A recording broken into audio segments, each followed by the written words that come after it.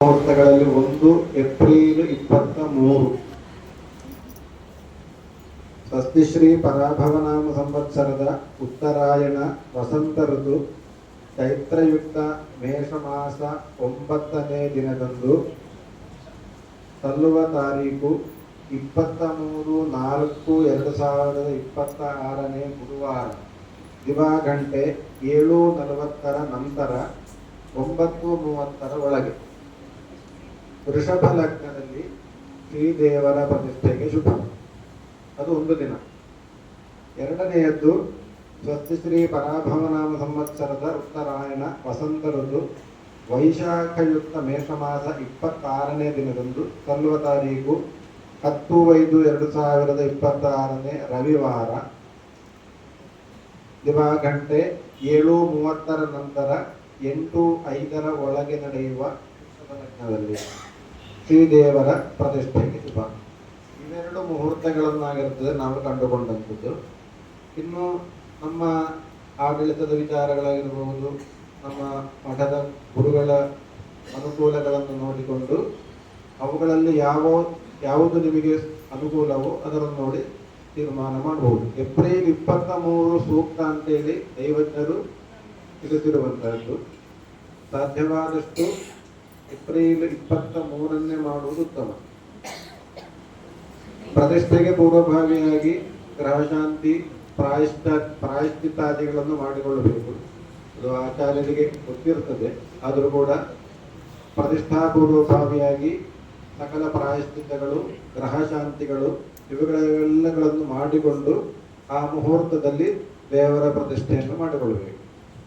ತದನಂತರದಲ್ಲಿ 4ನೇ ದಿನದಂದು ಬ್ರಹ್ಮಕಲಶ.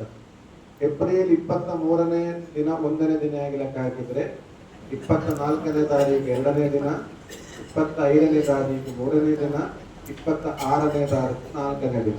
ಆ 4ನೇ ದಿನದಂದು ಬ್ರಹ್ಮಕಲಶ. ಬ್ರಹ್ಮಕಲಶದ ನಂತರ ಅನ್ನ ಸಂತರ್ಪಣೆ. ಇದು ನಿಯಮ. ಪ್ರತಿಷ್ಠಾ ನಂತರದಲ್ಲಿ 4ನೇ ದಿವಸ ಬ್ರಹ್ಮಕಲಶ ಅಂತ ಹೇಳುವಂಥದ್ದು ನಿಯಮ. ಆದ ಕಾರಣ ಏಪ್ರಿಲ್ 23ನೇ ದಿನದಲ್ಲಿ ನಿಶ್ಚಯ ಮಾಡಿದರೆ ಅದು ಗುರುವಾರ ಭಾನುವಾರ ಬ್ರಹ್ಮಕಲಶ ಆದಿತ್ಯವಾರ. ಜನರಿಗೆ ಬರಲಿಕ್ಕೆ ಸ್ವಲ್ಪ ಅನುಕೂಲ ಆಗ್ಬಹುದು. ಅದನ್ನು ನೋಡ್ಬೇಕಂತಿಲ್ಲ. ಪ್ರತಿಷ್ಠಾ ಮುಹೂರ್ತ ಪ್ರಧಾನ, ಪ್ರತಿಷ್ಠೆಗಿರುವಂತಹ ಮುಹೂರ್ತ ಪ್ರಧಾನ. ಅದನ್ನು ಹೊಂದಿಕೊಂಡ ಮುಹೂರ್ತ, ಪ್ರತಿಷ್ಠೆಗೆ ಮುಹೂರ್ತ ಫಿಕ್ಸ್ ಆದ್ರೆ ಬ್ರಹ್ಮಕಲಶ ಅದರಿಂದ 4ನೇ ದಿನ ಅಂತ ಹೇಳಿದ್ರೆ ಸಿದ್ಧ. ಅದು ಆದಿತ್ಯವಾರವ, ಶನಿವಾರವ, ಮಂಗಳವಾರ ಅಂತೇಳಿ ನೋಡ್ಲಿಕ್ಕಿಲ್ಲ. ಪ್ರತಿಷ್ಠೆಗೆ ಮುಹೂರ್ತ ನಿಶ್ಚಯ ಆದ್ರೆ ಪ್ರತಿಷ್ಠೆಯ ನಂತರ 4ನೇ ದಿನದಲ್ಲಿ ಬ್ರಹ್ಮಕಲಶ ಅಂದಾಜಾಯ್ತಲ್ಲ. ದೈವಜ್ಞರು ಸೂಚಿಸಿದ ಪ್ರಕಾರ ಪ್ರತಿಷ್ಠೆಗೆ ಅಂದ್ರೆ ಬ್ರಹ್ಮಕಲಶ ಪ್ರತಿಷ್ಠೆಗೆ ಮುಹೂರ್ತ ನಿಗದಿಯಾದ ದಿನದಿಂದ ಪ್ರಾರಂಭಿಸಿ ಪ್ರತಿಷ್ಠಾ ಪರ್ಯಂತವಾಗಿ ಎಲ್ಲರೂ ಒಂದು ದೀಕ್ಷಾಬದ್ಧರಾಗಿರಬೇಕು. ಅಂದ್ರೆ ಇವತ್ತು ನಿಷ್ಠೆ ಆದ್ರೆ ಇವತ್ತಿನಿಂದಲೇ ಪ್ರತಿಷ್ಠೆಯವರೆಗೆ ಎಲ್ಲರೂ ಇದಕ್ಕೆ ಸಂಬಂಧಿಸಿದಂತಹ ಆಡಳಿತದವರು ಅಂತೇಳಿಲ್ಲ, ಎಲ್ಲ ಭಕ್ತ ಜನರು ಕೂಡ ಒಂದು ದೀಕ್ಷೆಯನ್ನು ತಗೊಂಡು ಆ ಬ್ರಹ್ಮಕಲಶಕ್ಕೆ ಬೇಕಾಗಿ ಒಂದು ಪರಿಶ್ರಮವನ್ನು ಎಲ್ಲರೂ ಒಮ್ಮತದಿಂದ ತನು ಮನ ಧನಗಳಿಂದ ಸೇರಿಸಿಕೊಂಡು ಒಳ್ಳೆ ರೀತಿಯಲ್ಲಿ ಇವತ್ತಿನಿಂದಲೇ ಪ್ರಾರಂಭ ಮಾಡಬೇಕು.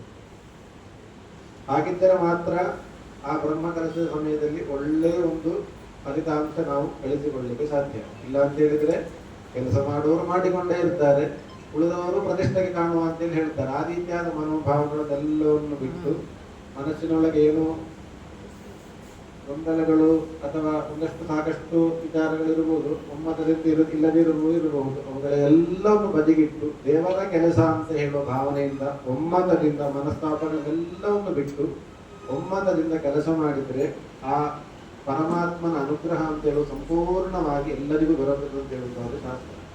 ಆದ್ದರಿಂದ ಈ ಮುಹೂರ್ತ ನಿಗದಿಯಾದ ದಿನದಿಂದ ಪ್ರತಿಷ್ಠಾ ಪರ್ಯಂತವಾಗಿ ಪ್ರತಿ ಶನಿವಾರ ದೇವರಿಗೆ ಒಂದು ವಿಶೇಷ ಪೂಜೆ ಮಾಡಬೇಕು. ದೇವರಿಗೆ ಇವತ್ತಿನಿಂದ ಪ್ರಾರಂಭಿಸಿ ಪ್ರತಿ ಶನಿವಾರ ಪ್ರತಿಷ್ಠೆಯವರೆಗೆ ದೇವರಿಗೊಂದು ವಿಶೇಷ ಪೂಜೆ ಪ್ರಾರ್ಥನೆ. ಮಧ್ಯಾಹ್ನ ಅದೇ ದೇವರಿಗೊಂದು ವಿಶೇಷ ಪೂಜೆ ಪ್ರಾರ್ಥನೆ. ಎಲ್ಲರೂ ಸೇರಿ ಒಂದು ಪ್ರತಿಷ್ಠೆಯಿಂದ ಬ್ರಹ್ಮಕಲಶವನ್ನು ಒಳ್ಳೆಯ ರೀತಿಯಲ್ಲಿ ನಡೆಸಿಕೊಡಬೇಕು ಅಂತ ಹೇಳಿ ದೇವರು ಎಲ್ಲರ ಹತ್ರ ಸೇರಿ ದೇವರ ಹತ್ರ ಪ್ರಾರ್ಥನೆ ಮಾಡಿಕೊಳ್ಬೇಕು. ಅದೊಂದು ವ್ರತದ ಹಾಗೆ. ಯಾಕಂತ ಹೇಳಿದ್ರೆ ವ್ರತ ಇದ್ರೆ ಒಂದು ಫಲ ಹೆಚ್ಚು. ಮನಸ್ಸಿನಲ್ಲಿಯೂ ನಮ್ಮ ಕರ್ಮದಲ್ಲಿಯೂ ಎಲ್ಲದಲ್ಲಿಯೂ ಕೂಡ ಪ್ರತಿಯೊಂದು ಮಾಡುವಂತಹ ಕರ್ಮದಲ್ಲಿಯೂ ಪ್ರತಿಯೊಂದು ವಿಚಾರದಲ್ಲಿಯೂ ಆ ದೇವರನ್ನೇ ಸ್ಮರಣೆ ಮಾಡಿಕೊಂಡು ಕೆಲಸ ಮಾಡಿದರೆ ಕೆಲಸ ಮುಂದುವರಿಯುತ್ತದೆ, ಒಳ್ಳೆಯ ರೀತಿಯಲ್ಲಿ ಸಮಾಪ್ತಿ ಆಗ್ತದೆ. ಆ ಮೂಲಕ ಈ ಊರಿಗೆ ಒಳ್ಳೆಯದಾಗ್ತದೆ, ಸಮಾಜಕ್ಕೆ ಒಳ್ಳೆಯದಾಗ್ತದೆ. ಆ ದೀಕ್ಷೆಯನ್ನು ಮಾಡೋದ್ರಿಗೆ ಎಲ್ಲರೂ ಬದ್ಧರಾಗಿರಬೇಕು. ನಾವು ಇನ್ನು ಮುಂದೆ ಈ ಪ್ರತಿಷ್ಠೆಯವರೆಗೂ ಈ ರೀತಿಯಾಗಿ ಇರ್ತೇವೆ, ಒಳ್ಳೆಯ ಆಚರಣೆಯನ್ನು ಮಾಡುತ್ತೇವೆ, ಒಳ್ಳೆಯ ಆಹಾರವನ್ನು ಸೇವಿಸ್ತೇವೆ, ಒಳ್ಳೆಯ ಚಿಂತನೆಯನ್ನು ಅಲ್ಲಿಯವರೆಗೆ ಅಂತ ಹೇಳಿ ಅಲ್ಲ, ಯಾವತ್ತೂ ಹಾಗೆ ಇರಬೇಕು. ಪ್ರತಿಷ್ಠೆಯವರೆಗೆ ಆದರೂ ಮಾಡಬೇಕು ಅಂತೇಳಿ ಹೇಳ್ತೇವೆ. ಆಯ್ತಾ? ಆದ ಕಾರಣ ಪ್ರತಿ ಶನಿವಾರ ಪ್ರತಿಷ್ಠೆಯವರೆಗೆ ಮಧ್ಯಾಹ್ನದಲ್ಲಿ ಪ್ರಾರ್ಥನೆ ಮಾತ್ರ, ವಿಶೇಷ ಪೂಜೆ, ನೈವೇದ್ಯ, ಪ್ರಾರ್ಥನೆ ಅದು ಮಾಡಲೇಬೇಕು, ನಿಯಮ. ಗಣಪತಿ ಹೋಮ, ದುರ್ಗಾ ಪೂಜೆ ಆಗ್ತದೆ ಈಗ, ಅದನ್ನು ಅದೇ ರೀತಿ ಮುಂದುವರಿಸಬೇಕು. ಪ್ರತಿಷ್ಠೆಯವರೆಗೆ ಹಾಗೆಯೇ ಮುಂದುವರಿಸಬೇಕು, ಅದನ್ನು ಬಿಡಬೇಡಿ. ನಮ್ಮನ್ನು ಇಷ್ಟರವರೆಗೆ ಮುಂದುವರಿತಾ ಇರೋದು ಅದೇ ಕರ್ಮವೇ, ಸಂಶಯ ಇಲ್ಲ. ಗೊತ್ತಾಯ್ತು? ಅದನ್ನು ಬಿಡಬೇಡಿ. ಮತ್ತೊಂದು, ದೇವರಿಗೊಂದು ತುಪ್ಪ ದೀಪ ಉಳಿಸಬೇಕು ನಿತ್ಯ. ತುಪ್ಪ ದೀಪ ಪ್ರತಿಷ್ಠೆಯವರೆಗೆ ಮಾತ್ರ ತುಪ್ಪ ದೀಪ ಪ್ರತಿನಿತ್ಯ ಉಳಿಸಬೇಕು. ಬಾಯಿ ತೆಗೆದ ನಂತರ ದೇವರಿಗೆ ತುಪ್ಪ ದೀಪ ಉಳಿಸಬೇಕು.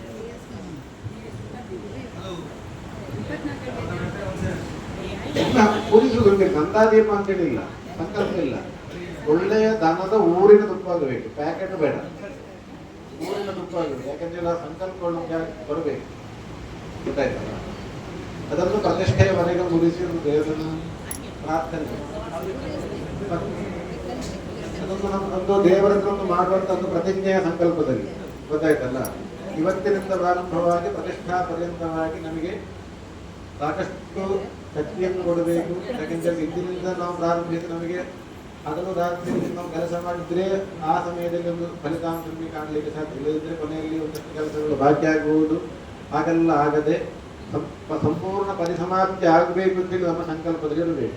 ಕೆಲಸಗಳೆಲ್ಲ ಸಂಪೂರ್ಣವಾಗಿ ಆಗಬೇಕು ಒಳ್ಳೆಯ ರೀತಿಯಲ್ಲಿ.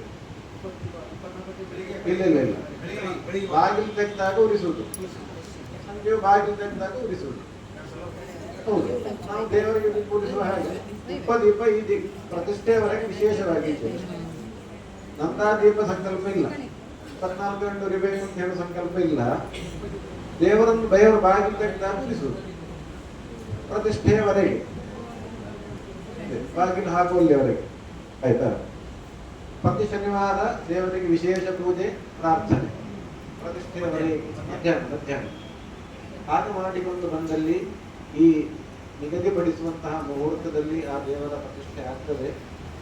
ಆ ಮೂಲಕವಾಗಿ ಈ ಊರಿಗೂ ಸಮಾಜದಲ್ಲೂ ಒಳ್ಳೆಯದಾಗ್ತದೆ ಅಂತ ಹೇಳುವಂತಹದ್ದು ಗ್ರಹಗಳ ಗೋಚರದಿಂದ ಕಂಡು ಬಂದಿರ್ತದೆ. ಆದ ಕಾರಣ ನಾವು ಇಲ್ಲಿ ಮಾಡುವ ಪ್ರತಿಯೊಂದು ಕಾರ್ಯಗಳು ನಾವು ನಮ್ಮ ಗುರುಗಳ ಒಂದು ಆಜ್ಞೆಯನ್ನು, ಅವರ ನಿರ್ದೇಶನವನ್ನು ನಾವು ತಗೊಳ್ಳುವಂತಹದ್ದು ಪುರದ ಸ್ವಾಮಿಗಳದ್ದು. ಆ ದಿವಸ ಅವರಿಗೆ ಅನುಕೂಲ ಇದೆ ಅಂತ ಹೇಳಿದ್ದಾರಲ್ಲ, ಬರ್ತಾರೆ 22ಕ್ಕೆ ಬರ್ತಾರೆ, 23ಕ್ಕೆ ಬರ್ತಾರೆ, 23ಕ್ಕೆ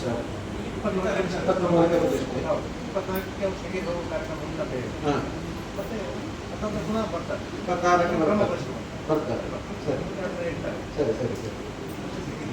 ಆದ ಕಾರಣ 23ಕ್ಕೆ ಅಂತೇಳಿ ನಾವೇನು ನಿಶ್ಚಯ ಮಾಡುವ, ಅದನ್ನು ದೇವರ ಮುಂದೆ ಇಟ್ಟೆಲ್ಲರೂ ಪ್ರಾರ್ಥನೆ ಮಾಡಿದರೆ ಆ ನಾವು ನಿಶ್ಚಯ ಮಾಡುವಂತಹ ಈ ಮುಹೂರ್ತಕ್ಕೆ ಆ ಭಗವಂತನು ಅನುಗ್ರಹವನ್ನು ಮಾಡಲಿ. ಆ ಮೂಲಕವಾಗಿ ನಮ್ಮೆಲ್ಲ ಭಕ್ತಜನರಿಗೂ ಒಂದು ಓಜಸ್ಸು ಶಕ್ತಿಯನ್ನು ಆ ಪರಮಾತ್ಮ ಕರುಣಿಸಲಿ ಅಂತೇಳಿ ಎಲ್ಲರೂ ಆ ದೇವರ ಮುಂದೆ ಒಂದು ಪ್ರಾರ್ಥನೆ ಮಾಡಬೇಕು.